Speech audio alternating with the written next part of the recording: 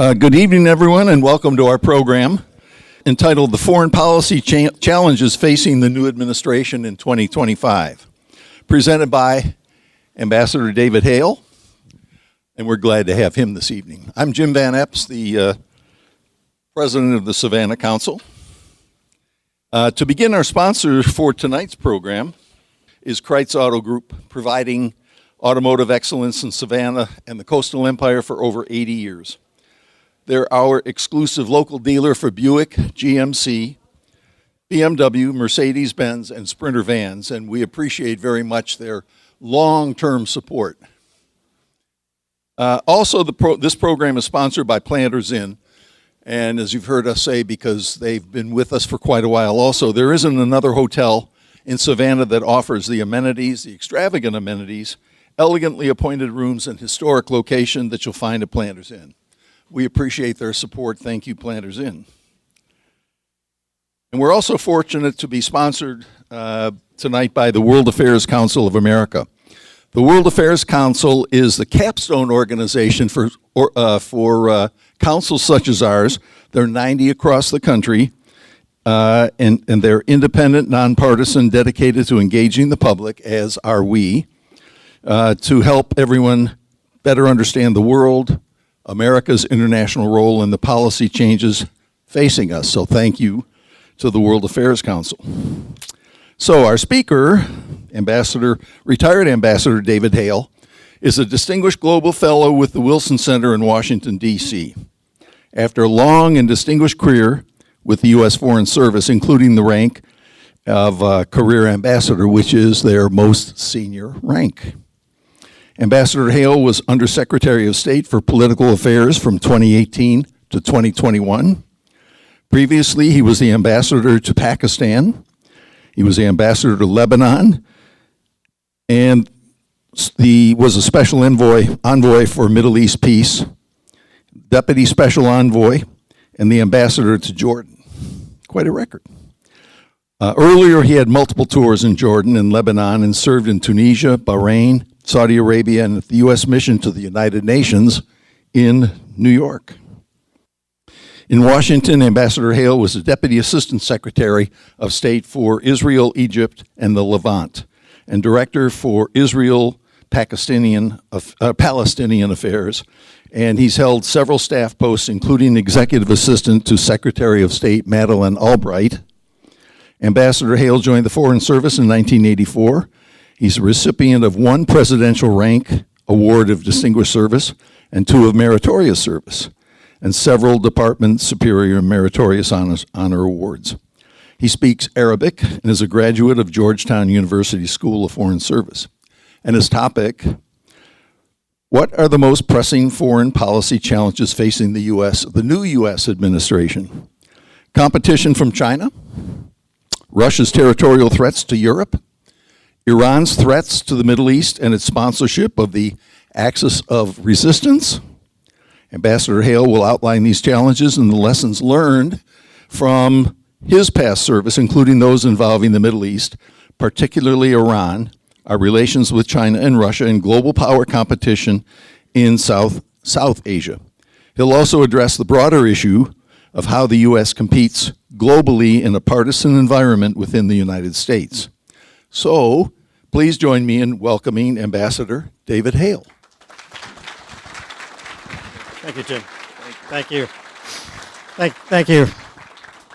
Thank you very much, and Jim, and thanks for the hospitality of having me down here, and thank you for reading my CV. I think those of you who may have been listening noticed that I was in Pakistan, Lebanon, and Jordan as ambassador, so I obviously pissed someone off early on in my career.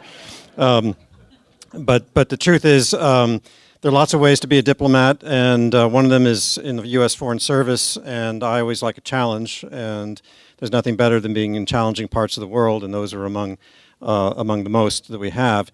I'll also want to comment, I served for 38 years as a public servant, a career Foreign Service officer, and in settings like this, we normally, we don't actually speak our own mind, our own opinion.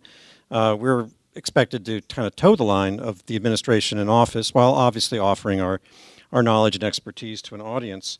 And I learned after I retired 2 years ago that, now is my chance to actually speak for myself. And of course, the risk is you may not have anything to say.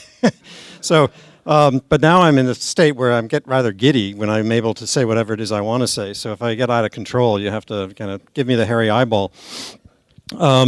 But timing is everything, and obviously the opportunity to talk to an audience that has such, you yourselves, from what I've heard and people I've met, have a tremendous wealth of knowledge and experience, both in and out of government, in interacting with the international arena. And I love getting out of Washington, where we think we have a monopoly of knowledge, and getting to real places where there's definitely a sense of commitment and involvement in the world beyond. A place like Savannah, obviously you don't need me to lecture you about how Savannah is so integrated into the world beyond our shores.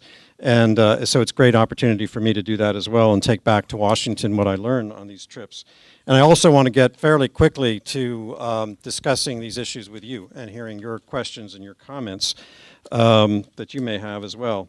One of the things that I want to touch on while I find my glasses is that, one of the hardest things in life is to appreciate that there are always going to be new realities that require us to adjust. And bureaucracies have a hard time adjusting, as do governments, to new realities. But I think right now one of the greatest challenges we're facing, not just in the Middle East where I spent most of my life, but all over the world, is that we are being pummeled by new realities. And new realities require new solutions and new strategies. And that's one of the hardest things for governments to come up with, and even in our walks of life. I mean, we tend to want to go back to what we know. And bureaucracy is also very status quo oriented. And that is certainly true of the State Department. We sort of think we've solved a problem, or at least we have figured out the resources that we need, whatever it is we're going to get, and that's what we want to do. And of course, our public may feel otherwise, that we're not necessarily facing the new realities. And this has been, I think, part of the stress that we've experienced in the last year, especially in the Middle East.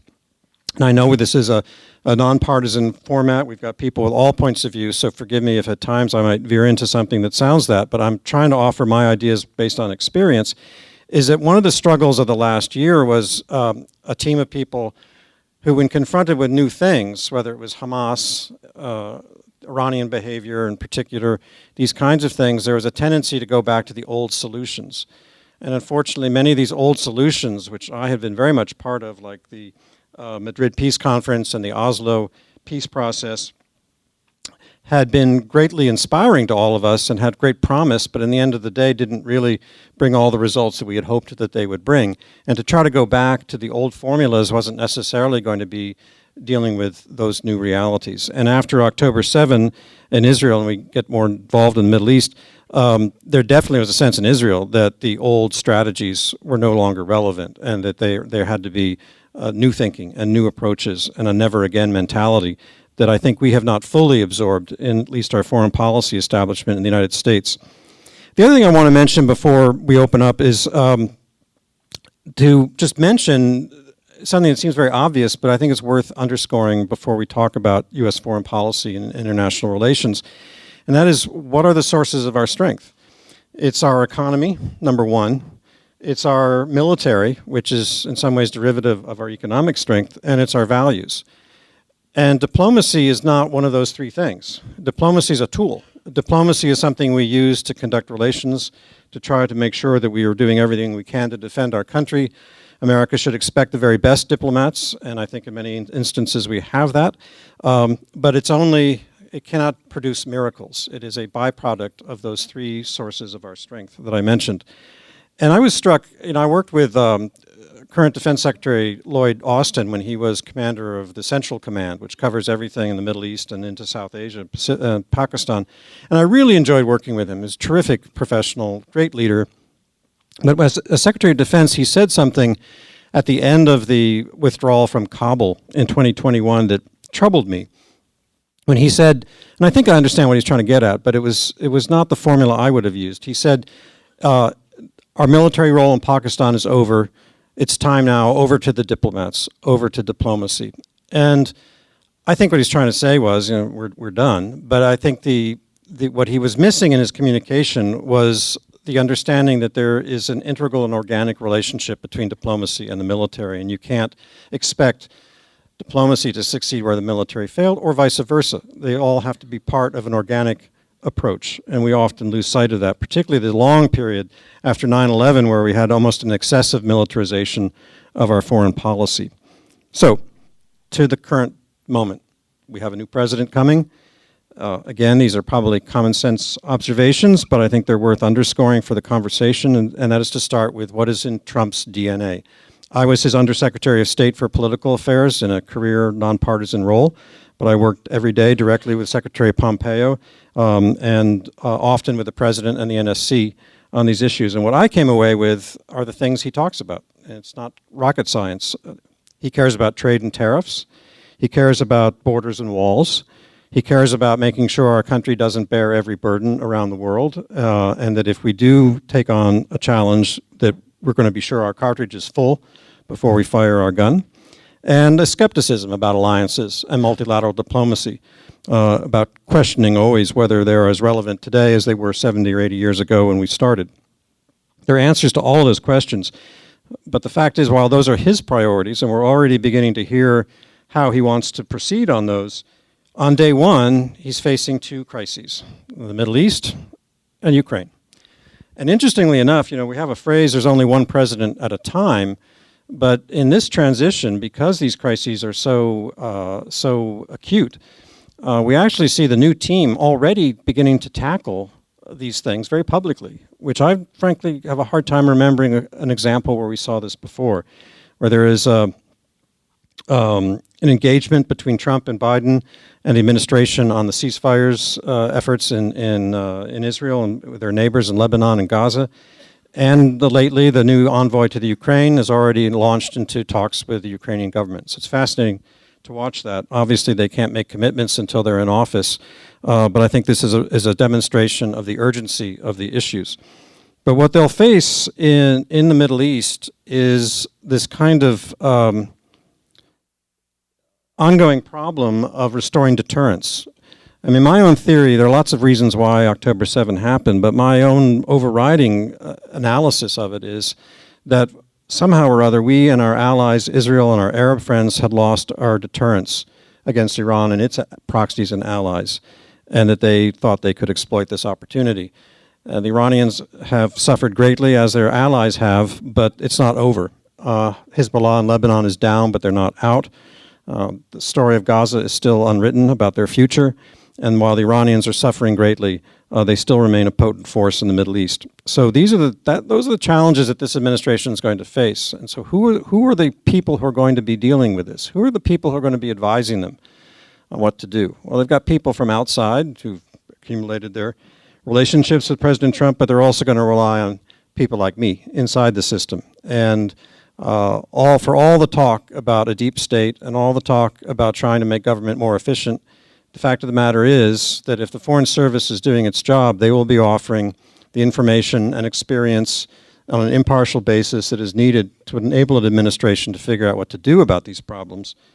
But they don't make the decisions. Those decisions are made by our political leaders. And when they're made, it is incumbent upon the civil service and the Foreign Service to be loyal implementers of those decisions. And even if those decisions are against their own experience or wisdom, to do everything they can to make them succeed. And I'd be happy to come back in the Q&A to talk more about how to handle dissent and differences in an environment like that. The ceasefires that we've seen in Lebanon and may see in Gaza, frankly, are just Band-Aids. Obviously, we're all relieved to know that the level of human suffering is coming to a close. But without more deeper change in the balance of power in the Middle East, particularly dealing with Iran, these problems will be back. We already see fighters from Hezbollah who are infiltrating into South Lebanon. The agreement there was meant to put the Lebanese army as a sort of force between Israel and the Hezbollah and the rest of Lebanon, and they're not even in place yet. So already Hezbollah is beginning to exploit the vulnerabilities in this agreement. So we're going to have to focus on the real source of the chaos, which is Iran. And we have, I think, failed to do that, and to do it with persistence. A strategy that is going to be, I think, one of maximum pressure from this administration, but they also have to look at how they're going to build an alliance of others who can multiply our ability to put that pressure on. There's also a lot going on in Iran that we need to be paying attention to. And I was struck, there was a really great article recently in Foreign Affairs that talked about contrasting the Iranian vision and the Saudi vision of the world and of the region. And the Iranian vision was dated 1979, and it hasn't changed. And it's highly ideological, all the things you know, we've all lived this. And then there's the Mohammed bin Salman vision of the new Saudi Arabia, which is Vision 2030. And for all that we say and think perhaps about MBS, and I was with Mike Pompeo when we saw him right after the Jamal Khashoggi affair, there's a lot to criticize. But if you talk to Saudis, there is a great sense of excitement and focus on how to reform their own country and bring it into the global economy today on a basis other than just energy. And so that is a really interesting contrast in the mood, because in Iran you see a mood that is increasingly critical of their own decrepit leadership. The second issue, Ukraine, I'm less expert on, so obviously I find that anything that I know less about, I have much stronger opinions. And so I will pontificate on Ukraine. But I did go there a few times, including right before the election of Zelensky. I went to meet him, and I was very impressed by him, by the way. Our embassy didn't expect him to win, but you could tell he was a very charismatic individual. And but they're in a spot now where basically it's a war of attrition. And again, if you step back like a Clausewitz or a great scholar, in which I am not, but at least try to step back and look at these things in perspective, a war of attrition is something that a country the size of Ukraine versus a country the size of Russia is going to lose. And so the idea that we can just keep providing military assistance without any end game in sight is not terribly realistic for either the Ukrainian people or their government or their cause or our own interests. But the challenge here, and I don't have a good answer for it, we develop it tonight as we talk, but how do you introduce a diplomatic game plan in a situation like that doesn't automatically deflate the morale and the wherewithal of your ally, the country you're actually trying to help? And that is one of the hardest things to do. And we can't anymore expect anything we do to be secret. It just isn't the way the world works anymore. So anything we do is going to be public and publicly debated, and that's a fact of life. So we're going to have to find a way to craft that continued reinforcement of strength militarily for Ukraine while introducing the fact that there does have to be a diplomatic strategy. And then, of course, the other question is, why on earth would anyone trust anything Putin says, even if you get him to the point where he's actually prepared to agree to something that the Ukrainians might be able to market to their people? It says, the piece of paper he signs is useless as anything you can think of. But it might buy time, and it might get you out of a war of attrition. And if I look at Ukraine, I see some of the pieces in play would be, what's the military? You don't necessarily have to resolve every issue every moment. You can leave some issues pending, like the territory and sovereignty of eastern Ukraine. But the big trade zone is going to be Crimea. And I think that will be very tempting for President Trump as an area to trade. And would it be traded away, or would it be traded in favor of getting something like NATO membership for what's left of Ukraine? I don't know, but I think that Trump is definitely going to be looking for a deal to make. So those are the two big issues on day one, and then I want to turn pretty fast to all of you. But I would offer, obviously, I was fascinated that because of the situation in the Middle East that pushed out any foreign news for the most part, that China was never really talked about in this campaign. And that's also partly because we've built up a consensus in our country. There's not a huge difference between the Democrats and Republicans on how to handle China, but there isn't necessarily a great strategy. And I'm struck by the fact that when I listen to our leaders talk about China, I can't quite tell what it is they want. And I found this even when I was in office. And we talk about, there's this sort of 3 C's people use, which we want to cooperate with China when we can, we'll compete with China when we must, and we will, of course, challenge and confront China where they challenge and confront us as well. That all sounds good, but in fact, when you look at the list of things, the cooperation zone is almost, 0. The competition zone is getting better and better as people see that the Chinese are not 10 feet tall, and a lot of the things that they were offering around the world were actually mixed blessings, to say the least. And then we see the area where we're going to contest is getting closer and closer, and by that I mean South China Sea and Taiwan. And anyone I know who's expert on China, and I met some folks here tonight who are more expert than I, I'd like to hear from them, but that it's hard to imagine that the current leader of China is going to leave office, if he leaves office, by the way, without putting in place a game plan to bring Taiwan back under this umbrella of China. And that's going to be our big challenge. And strategic deterrence was always the leitmotif, the framework for our discussion of China. President Biden kept pushing on that and kept, anytime he was asked the question, he'd say, no, we're going to defend China. And 10 minutes later, his aides would say, well, what he really meant was, strategic ambiguity, maybe we will, maybe we won't. I think Biden was probably had it right. But I don't think that President Trump is necessarily going to be, based on my experience, someone who's going to put himself in a position of declared commitment to the defense of Taiwan. I would be very surprised if he does that, which may, if we're not at least giving private messages about the risks here, it may encourage the Chinese to take greater risks than would otherwise have been the case. I will stop here. I have a lot to say about the machinery of foreign policy and how it works, how it doesn't work, and how we interact with our political leaders, which Jim had put on the table in his introductory comments. But I think it's time to hear from you. Don't you agree, Jim? Thank you. You set the table. Here you go, Justin.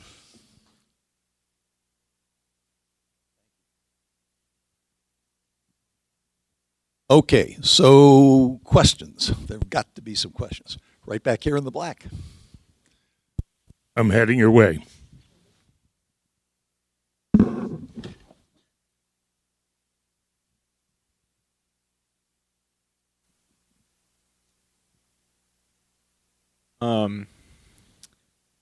To what extent do you believe that countries are going to make good on the claims that they're telling both their people and the international community that they're going to lessen their U.S. trade relations and their cultural, societal ties to the U.S. due to the tariffs?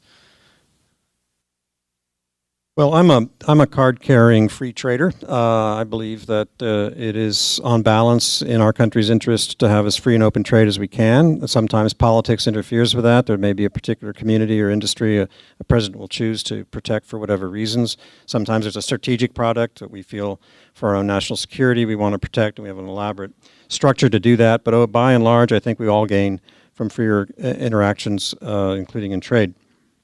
But I don't get to make that decision. And my other analysis, and this may be wishful thinking, is that President Trump, his book, right, The Art of the Deal, I've seen a pattern of behavior with him where he expresses in profoundly unconventional ways, to put it politically, an extreme goal, not in the expectation he's going to get that 100% goal that he has laid out there, but he's actually just like you would if you're in a Oriental souk market buying a rug. You don't want to pay 100%. You want 50% to pay. So it's a bargain, and I think that he is bargaining in a maximal way. And I think, frankly, most of our international friends, the ones in power, know exactly what's going on, and they will bargain back, and they will threaten us with what some of the things you just talked about. And that will aggravate, if not worse, a lot of people in our country, and there'll be a give and take. But if you look at the pattern of the China sanctions and trade relations in the first term, the renegotiation of the Mexico-Canada agreement, NAFTA becoming the MCA, at the end of the day, the differences in the actual tariffs were not that great. And Biden kept them in place, in some instances increased them, and I think our interactions around the world have survived. I think the United States has too much to offer, and it's too important to too many countries and too many people for them to just walk away from us. That doesn't mean we should take them for granted. And I said where I started, which I believe in free trade and free exchange of movement of people within our law. But this is what we're dealing with. So. A few years ago, someone observed that there were no moderate Gazans. They were either dead or had fled the country. What is your guess on the number of Gazans that were cheering on October 6th? How high a percent? You know what the shocking number is? The stuff I've seen is that over 90% of the people of Gaza don't believe October 7 happened. And over 90% of the people in Saudi Arabia don't believe October 7 happened. And vice versa, by the way, the Israeli public, well, they understand October 7 happened for sure. And they know, because it's an open and democratic society, that a lot of them basically know what their boys and girls are doing in the IDF in Israel. But anecdotally, friends of mine are very pro-Israel. When they come back from Israel, they say, you know, what's going on in Gaza is not getting covered in the news. So people aren't feeling it the way we do if we turn on our TVs. So to me, that was captured a problem I had lived with on all my time on Middle East peace, was the dehumanization. It's not that there aren't moderates in Gaza. There are. There are people who are just trying to get by. But they are not responsible for Hamas. They are just living with some fate that has fallen upon them. And so that dehumanization contributes, though, to situations that these violent leaders can exploit. Because if we're just dealing with somebody you don't even regard as a fellow human, you can get away with a lot more. So my advice to people right now is, I hear all this sort of what I was referring to earlier as old strategies and old thinking about, we can get the Palestinian Authority, we can get Mahmoud Abbas, we can get all these people who frankly are corrupt and bankrupt in every sense of the word to go run Gaza. The people in Gaza don't want that. What we should be doing is talking, if we have the time, which is often one of the problems is we don't, but talking to the people who've survived Gaza. And they have, at the grassroots level, doctors and nurses and policemen and firemen and businessmen. There's a thriving business community. You'd be very surprised. Very well set up businesses there who've kept their payroll going during these hard times.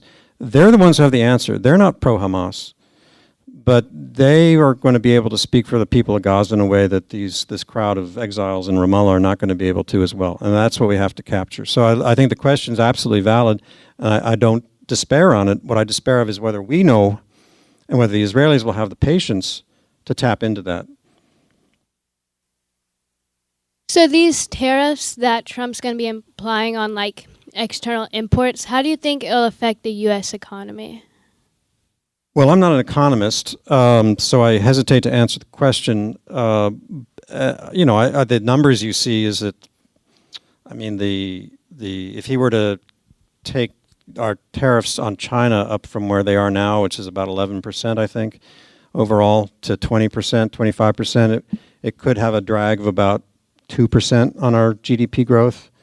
And the same thing with these threats on Canada and Mexico. It's in that zone. So I don't think anyone's going to wake up in the morning and suddenly feel that economic impact, but an economist would definitely, know whether our growth is as good as it could have been. So I would definitely think you're asking the right question as a citizen of your leaders, is what putting aside any political agendas we may have, what are the economic consequences of this? And many people regard tariffs basically as just another form of tax. In fact, the President Trump has said as much, that he thinks he can reduce taxes by increasing tariffs. Well, that means it's just another tax. So, and maybe all of you will decide whether that's the way you want to do it. But my vote would not be in favor of too much of that. David, you have a lot of experience on the ground, practical, day-to-day experience in the Middle East. And I'd like to ask you, what is the root cause problem in Iran, and how can we and our allies do anything to address that root cause issue?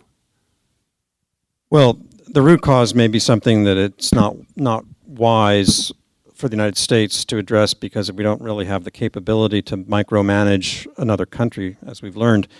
But the root cause, of course, is, I think, a rather evil form of government. A government that really has done everything it can to hold back its own people, that was born out of a revolution that had many factors in reaction to the Shah's rule and in reaction to the United States and the fact that we were so closely associated with the Shah and things that the Iranian people had come to despise. There's that factor. Unfortunately, the regime still has enough of a monopoly on repression that the voices that are calling for something else just get stomped on every time, as we've seen. But they have had to respond most lately, particularly to the movement of women, has had, I think, a pretty profound effect. And we also see any time that there's a crack in one of the elections where there's a slightly more moderate, it's all pre-selected by the leadership, but there's somebody on the spectrum who's a little more moderate, that's where people go. This current president, for example, he's not a reformer. That's a misunderstanding, I think, of the situation, but he is more liberal than the rest of the regime. I think what we'll find internally in Iran is over time, just the passage biology takes over. I mean, the old ancien regime is dying, and Khamenei will last maybe, I don't know, he's in his mid-80s, 5 years, 10 years, I don't know. But if you look at the Majlis, their parliament, the flavor of it, this is a superficial thing, but I think it's an interesting thing. 20 years ago, so many of them were turbans. So many of the members of parliament who have been elected were religious leaders with their turbans. You don't see that today, for the most part. What you see are thugs from the security establishment who have retired and now they're. So is that better? I don't know. I mean, my guess is maybe they're a little more pragmatic than ideologically driven clerics, but it's not nice if you're an Iranian and you want your country to change. The other problem we have is not the root cause, but we tend to focus on consequences because that's, I think, probably more appropriate for the United States. If we adopted a policy of regime change, we'd have a lot of people up in arms, and we don't really do that stuff effectively anymore. But dealing with the consequences of Iranian policy and to try to not tell the Iranians that we want to change your government, we want to change your policies. And to do that, you have to have a carrot and stick approach. It's such an obvious thing. We have to have maximum pressure, but there also has to be a little crack in the door that says if you do what we're asking you to do and all of our allies, this is what you get. And what they get from us is recognition, right? That we will accept that you have a place to an accepted role. I would not personally, as I said already, confront the Iranians directly in terms of the regime, but we definitely need to confront their military behavior and the nuclear program. Yeah, one of the things you've touched on tonight, is the elements of power for any government is diplomatic, information, military, economic. It's the information piece that I'm curious about. You talked about the mechanisms of diplomacy. 10 years ago, serving in the Middle East, that's when we saw ISIS take over, and social media really helped them come to power. And tonight, everything you've touched on, whether it's China, Iran, Gaza, even in the U.S. with TikTok, so much of the information is no longer on TV, and who controls the information, controls the narrative. What have you seen over the years? When I lived in China 10 years ago, I had a VPN and I was able to access Western information, which the Chinese could not access. Now that's against the law there. What have you seen, in the challenges throughout your career of social media and how that's made it more difficult or easier for you to reach communities while you're serving overseas, and then also get that message back here to our own citizens who are struggling to understand what's going on in the world?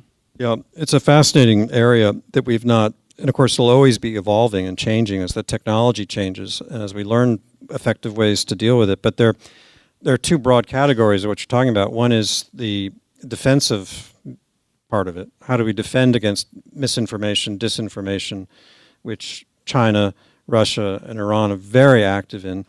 Not so much necessarily to favor overtly one candidate or another, but to sow division. That's what you saw. Wherever they saw there were controversies in our country, they would just fuel it with social media things. That's defensive, and then there's the offensive piece. What are we doing in the United States to effectively use these platforms to tell our story about our country and about our policies and our strategies? And that's a little trickier because we're not going to do what they do. I mean, we're not going to traffic in disinformation, so it's less exciting, for one thing. And we're also a bureaucracy. And so we've experienced this on a real-time basis where we try to give officers at fairly junior levels a high level of autonomy and independence in immediately reacting to an event on social media. Because, apparently, what do I know? I'm 63, so all this stuff's a mystery to me. But if you're not on there right away, you're losing your audience, right? Well, the problem is this is U.S. foreign policy, and you can't make it by social media tweets. And we found, for example, remember the death of our ambassador in Benghazi. That whole horrible moment started actually with a video that showed people in the United States allegedly abusing the Quran. And the media, that thing went viral on social media. And we suddenly had these out-of-control protests in Tunis and in Cairo, literally storming over the walls. And our press officer in Cairo decided, without consulting anyone, because time was of the essence, and he was told he could do this kind of stuff, he immediately sent a tweet that tried to calm things down. But it was criticized back here when it was noticed because he was apologizing. And for a lot of people in our country, as you can imagine, I mean, this is free speech, and they're not necessarily going to take it's not the U.S. government's place to say whether there can be a video or the reality of people treating a religious text. So his motives are right, but he got a lot of heat back here for it. Now, I don't know if it was because of his tweet. And our Cairo embassy was not stormed too much. But that's a classic example of the balances people have to make in a split second, and then we're going to have to basically deal with that because that's part of the experience. But I would say also we shouldn't necessarily play to the game of totalitarian regimes. We should stay true to our values, because we talked about the bases of our power. Values is very important to them. We should never do anything that compromises a perception of our values in the rush to do something that looks like it's a good PR trick. And maybe playing the game of social media isn't necessarily the wisest one all the time. I think that public opinion, though, matters greatly. And a lot of what I experienced in my career was that it wasn't how we packaged our messaging. After 9/11, that was a big thing. We hired all these people from Madison Avenue to tell us better how to do, our job in marketing our diplomacy. And what my experience was, it's not toothpaste. People want the content. If we're perceived to be actually responding to things that people care about, in this instance in the Arab world, then our opinion polling data would go up. But if we were just ignoring them and just talking to them without actually doing anything, we'd stay in the single digits. The last thing you mentioned is something we're actually prohibited from doing, is that the United States foreign affairs agencies like the State Department cannot and must not use any of their resources to influence public opinion in the United States. So there's really, as far as I know, no one doing that other than political parties, and groups like yours and others, to just have a format and a venue where we can all talk. But we can't use our resources to do that. And that's part of our democracy, and it's one of the ways in which a challenge for democracies functioning in today's environment. We have a bunch of students from the Savannah Day School, I understand, which I'm very happy to hear. Yeah. I don't know if you guys have anything you want to... Earlier in your speech, you mentioned these countries have what you called new realities. As a diplomat, how would you address these new realities? Is there a thought process or a way you go through adapting to these? Yeah, as I said, it's one of the hardest things for a group of people is to think new thoughts. We love our old thoughts, and there was a phrase I didn't coin it, but somebody smart did, is that foreign service officers in particular love to admire problems. Well, our job is to understand the problems, but then the next job is to offer solutions. And of course, in our business, the solutions are never, frankly, going to be necessarily perfect. And so there's a risk in that. But what we need to do as an organization, not just state, but all the foreign affairs organizations, is to find that balance between the discipline of working for a president and a group of people and the American public, and being disciplined once decisions are made and implementing them. But before that happens, to have enough freedom of thought in the organization that there's actually a tolerance, not even a celebration of dissent, and that new thinking, new ideas can be brought forward without people feeling like they're going to be punished. And that isn't always so easy to do. But it also means tolerating people who may have one great idea after you've listened to 10 bad ones from them. But that's part of it. And that requires being able to allow people to dissent and to offer differences of opinion. And that's not easy in an organization, but it's essential right now. But we're never going to be like an academic freedom where everybody can do or say whatever they want, hopefully anyway. At the end of the day, we do have to deliver on decisions that are made and things that are implemented. Reality can sometimes intrude in even the most obtuse administration, and they'll have to just adjust to the fact that reality is telling them that their current strategy isn't going to work.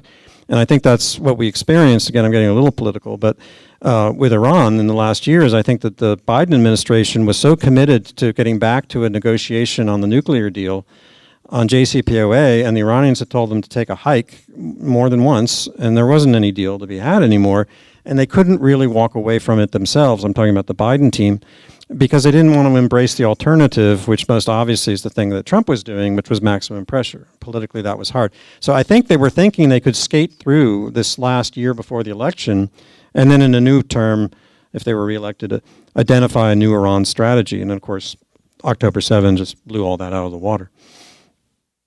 Hey, earlier you referred to the war of attrition going on between Russia and Ukraine, and how obviously a country as big as Russia is going to win that fight. And you're referring to how important finding a treaty is for Ukraine, even if it's not going to be a lasting solution. But what's actually going to bring Putin to the negotiation table? Because they're winning, right? Any sort of NATO deal for Ukraine is a non-starter for them. What's actually get them to agree to anything? What would get the Russians to agree to something? Is that the question? Yeah, we don't know. But in the absence of making an offer, you don't know. And so you don't want to make offers that are going to get rejected out of hand or make you look naive or undercut your friends without getting something in return. But you do end up at the end of the day having to make an offer. Diplomats have a lot of different tools, and we get sometimes ridiculed for it. But process isn't a bad thing. By process, I mean not looking toward the final outcomes of an agreement, something as formal as a treaty, but how can you develop a process in which both sides have a reason to reduce or stop the level of aggression and violence because they can point to this process. So you could imagine, I'm just imagining, something whereby there's an agreement to stop where they are, right? No one's withdrawing, no change in the disposition of forces, but there is a perhaps new initiative with the Europeans at a senior level, the United States, Russians, Ukrainians have to be there. We're going to start talking about the issues. And often those provide a cover for, they're often very sterile, those conversations, because there are too many people in the room and there's media always around. But that can be a cover for more discreet interaction at leadership levels about what do we really want? What's the deal really going to look like? And as I said, to me anyway, the real pieces in this equation are obvious. Eastern Ukraine. Doesn't have to be a giving away of territory, but maybe dotted lines to be resolved later. Crimea, the Ukrainianness of which is open to debate in all honesty, and Ukraine's future in Europe as a member of the EU and as a NATO ally. To me, those are the ingredients of a trade. And it would take a long time to get anywhere with all that, but it might be an improvement on a war of attrition. So I believe you said that you were ambassador to Pakistan. So with India's kind of growing presence on the stage and Modi, President Modi kind of seeming more and more vocal about his plans and his visions for India, do you see a future where there is conflict between Pakistan and India in the near future? The level of suspicion is quite high between the two countries. We're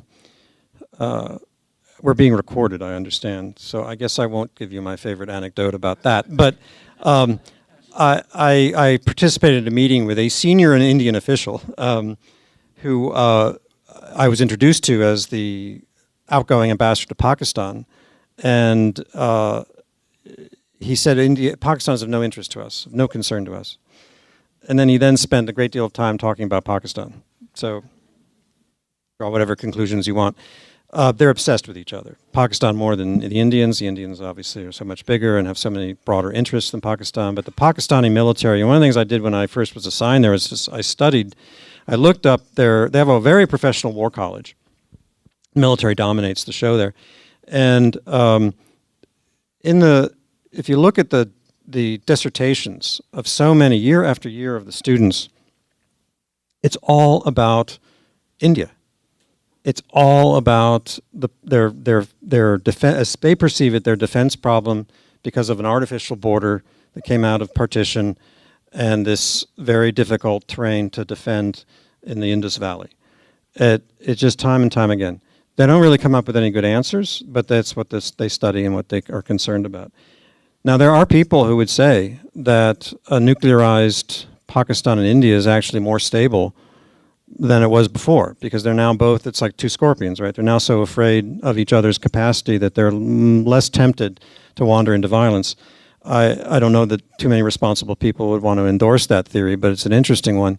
And Kashmir, of course, is one of the flashpoints, and Pakistani support for terrorist groups that starts with the Kashmir issue, but then evolves into other stuff.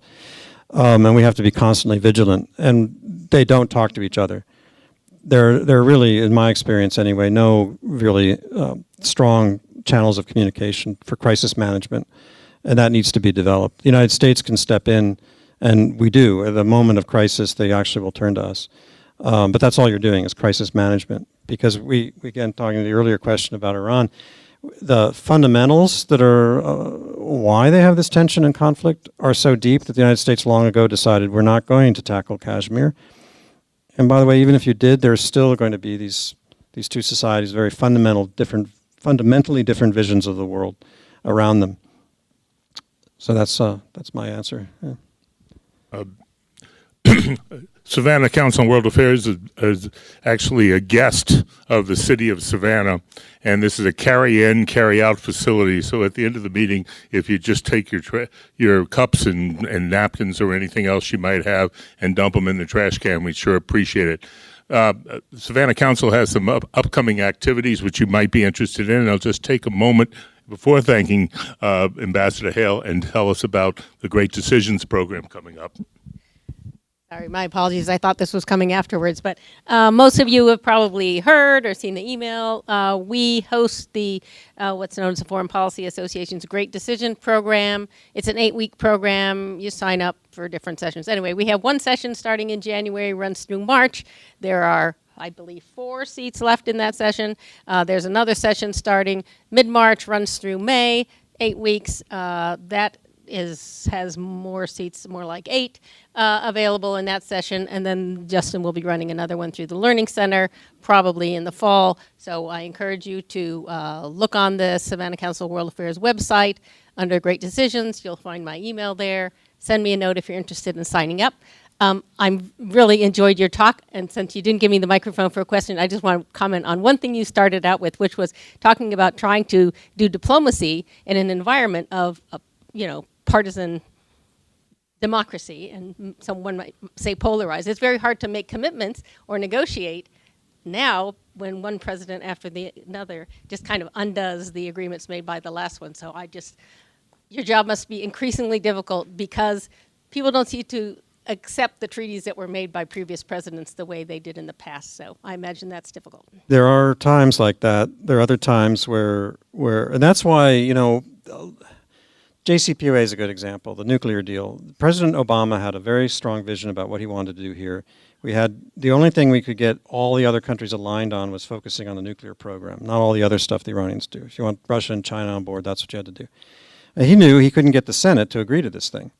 So we turned it into an agreement rather than a treaty. Well, that's your first sign of trouble. I mean, I understand why he did it. I'm not just criticizing it, but I'm just saying that if it was a treaty, it would be pretty much in the bank. If it's an agreement, it's not in the bank.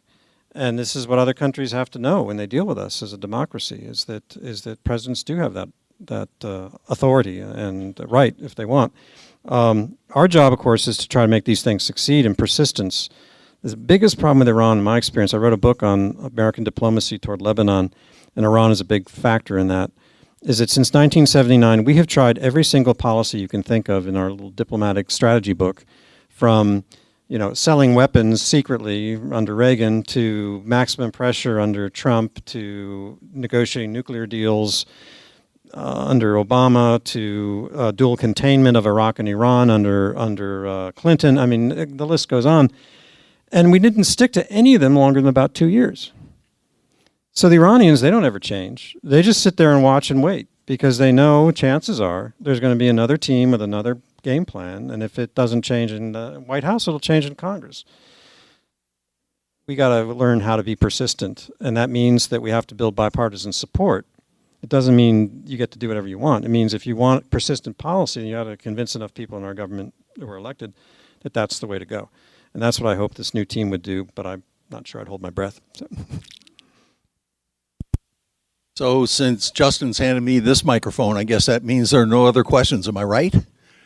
No, 1, 2, Justin. I set you up, huh? Save you the time. They probably created it. What are your insights with regard to Turkey? I'm no expert on Turkey, so I would say that we've had a hard, again, back to new realities. We've kept trying to put Erdogan in some kind of box where he just conforms more to our vision of what a Turkish president should be doing rather than what the Turkish president thinks he should be doing. And the Turks have gone through a period after particularly the rejection of their ambition to be part of Europe into looking to being a power again in the Middle East. Now, if you talk to a lot of Arabs, by the way, memories aren't that short that they don't remember the last time the Ottomans are running the show in the Middle East, and it didn't work out so well.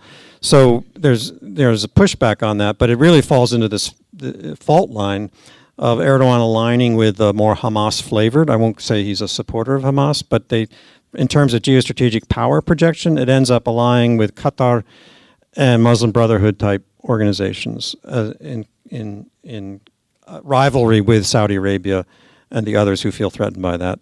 And this is a real problem for us. But we have so much at stake in the relationship with Turkey because of its geostrategic location, because it's a member of NATO, because we need them on the Russian border, because they're in our face all the time anyway. And I used to say to Secretary Pompeo that our relationship with Turkey was not our most important, but it was the most complicated and difficult to manage because there was an unpredictability from an American point of view anyway as to what it is they were going to do. And that's what Erdogan partly wants. He wants to be that radical actor, the fellow who can deliver because no one quite knows exactly what he's going to do. So we should probably work more with him than against him when we can. I hope that answers your question. Yeah. In retrospect, do you think that the U.S. was too passive when Russia invaded and annexed Crimea in 2014? And could that have changed the circumstances on the ground today with the later invasion of eastern Ukraine? Well, we'll never know. But I'll tell you what I was struck by when I came to be undersecretary. These are all new issues to me. And I was being briefed.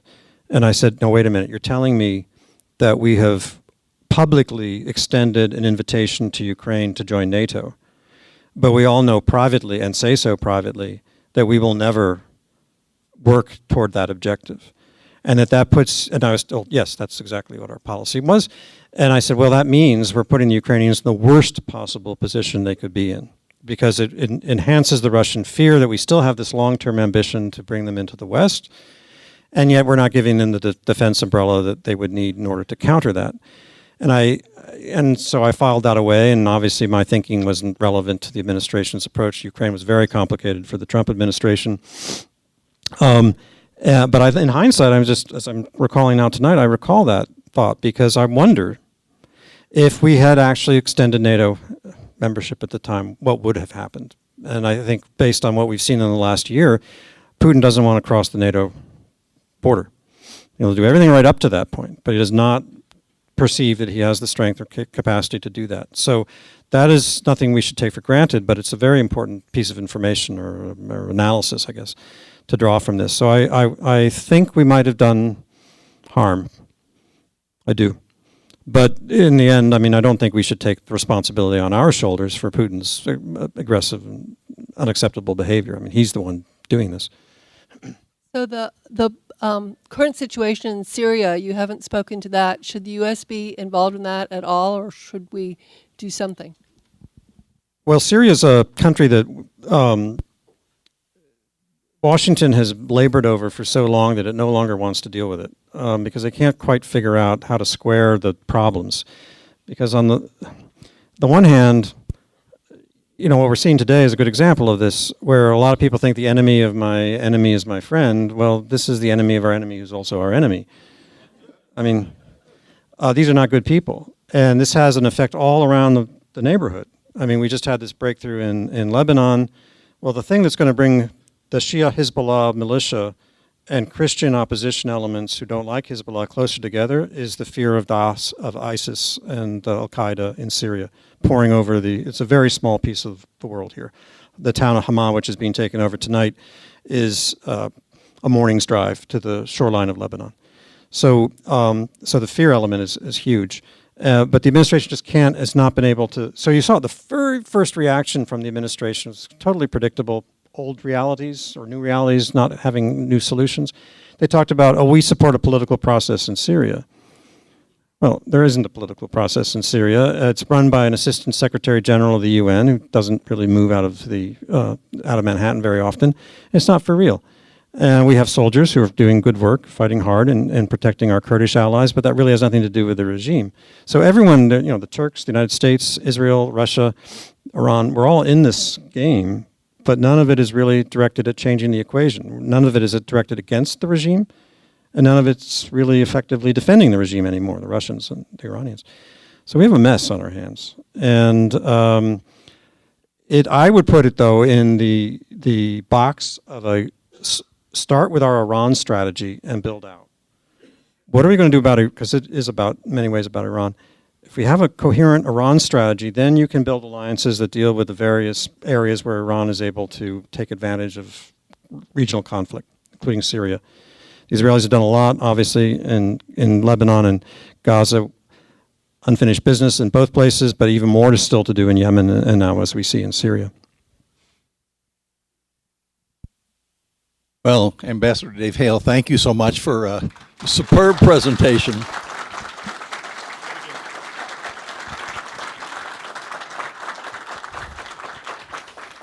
The candor of your presentation, your remarks, and your answers to our questions are greatly appreciated. If I was still in office, the word candor would frighten me greatly. Remember, yeah, okay. I'll just leave that there. But thank you. It was excellent. The ambassador came in today. He leaves tomorrow. I mean, it's a short time. It's the second visit to Savannah, though, and we love to have you back, and we hope our paths cross again. One thing I'd like to say is you'll get another chance to review the ambassador's presentation after Tim passes the draft of the video to us to take a look at. We give it back to him, and then we put it on the YouTube channel. And that's actually up there in the yellow sweater. That's Doug that actually does that. So thanks, Doug, for all. You can't hide. But for doing this, thanks, Doug. Our next presentation will be in January 16th. Please make an effort to attend. We not only have a presentation, but that's our annual meeting. That's when we elect new board members. We have 5, I believe, that are to be elected. Some of them are to replace people. We have a couple people who fell out during the year for different reasons, and a couple people are leaving the board just because of time is up. So please make an effort to be here January 16th. And the board meeting, the annual meeting takes no more than about 20 minutes altogether, very frankly, and then we get into the presentation, okay? So I think I've said enough. Happy holidays, Merry Christmas, be safe going home, and we'll see you on 16th of January. Thanks for coming.